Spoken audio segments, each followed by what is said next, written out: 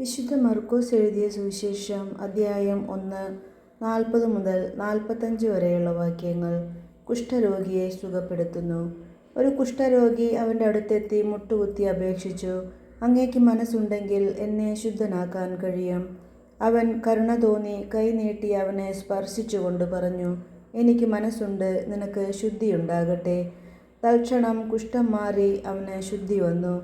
യേശു അവനെ കർശനമായി താക്കീത് ചെയ്ത് പറഞ്ഞയച്ചു, നീ ഇതേപ്പറ്റി ആരോടും ഒന്നും സംസാരിക്കരുത്.